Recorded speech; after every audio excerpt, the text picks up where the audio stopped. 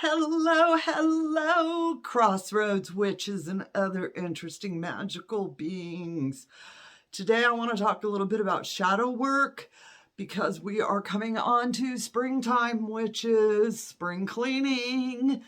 We often think about just cleaning our houses, but not understanding spring cleaning needs to go on inside of us as well. We need to get those dusty corners out and to use Mother Nature cycle, the year, the wheel of the year. And in springtime is cleaning time. All right.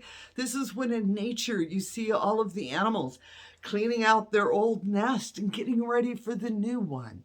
And so this is about you cleaning out your nest and getting ready for a new one. And we often talk about shadow work. It seems to be out and about here. And a lot of different ideas on what shadow work is and isn't. I want to start by saying I am not a qualified therapist, psychotherapist, doctor. I have no medical license, all right? And I'm going to talk a little bit about psychology, but if any time it gets too deep or you get really serious racing thoughts, and of course, contemplating any type of self-harm, you need to go to a medical professional. You need to seek help in the medical realm so that they can help you untangle, all right? I always want to put a caveat like with that, all right? Mental health. Now, for a lot of us, we don't need that level, but at the same time, we got to figure ourselves out. What are we supposed to be doing? Gosh darn it. Shadow work is the process of exploring the hidden parts of ourselves. All right. It's a way of getting to know us better. Okay. And that when we work with the shadow side of ourselves, we learn to accept it, to heal it, to integrate it.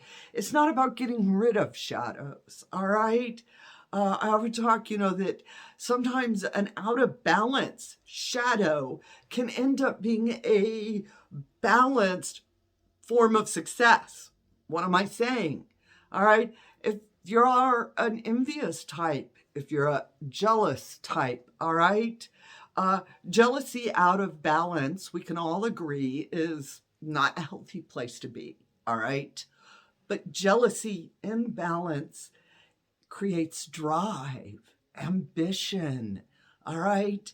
Where you are like, ooh, I'm going to go do that too. So it's about integrating some of these shadows. And when we call them out, when you realize if your jealousy is a little out of balance, when you say it out loud to yourself, oh my God, I'm feeling jealous of this situation, this person, this whatever, and I shouldn't be doing that. I need to be celebrating them. This is my own insecurity speaking. These are like little conversations we have in our head. I even have them, witches, all right? I'll be out somewhere, and there's a public figure that's all over there, and I'm like, ooh, I want, get a little bit of jealousy, and I have to sort of sit back and be like, Taryn, why are you jealous of him? He did hard work. Well, I'm jealous because I want to be him, and that's my dark shadow truth that, you're not supposed to say out loud. I feel it sometimes. And what I've learned is when I say it out loud, and when I also start standing there acknowledging this person deserves what's happening to him and it has nothing to do with me. It helps to put my jealousy, my envy in a balanced place and get it out of that dark place that I'm not even going to acknowledge. That's how I feel. I'm going to deny it and then it's going to bubble up elsewhere outside of me, And the reality is the person I'm talking about, I got to chat with, and he was the nicest person, y'all. I just felt so bad that I even had that little moment of jealousy and envy. All right. And that's what I was talking about. This is a benefit of helping you resolve some of the inner conflicts that you're having. You learn to have healthy conversations with yourself. You're not denying these darker emotions at no point. It's about bringing them into the light, bringing them into you, and learning to use them in a very positive way. All right. And ultimately, shadow work is about becoming whole. and not getting rid of any of your shadows, but bringing them into the light and bringing them into you. And like I said, using them. A lot of those shadows that you have are actually quite powerful. All right. And when you do this, you become more authentic. I often talk about, know your voice, know your name, know the dirt you stand on. What I'm talking about is your authenticity of self. And the first person you have to be authentic with is you. All right?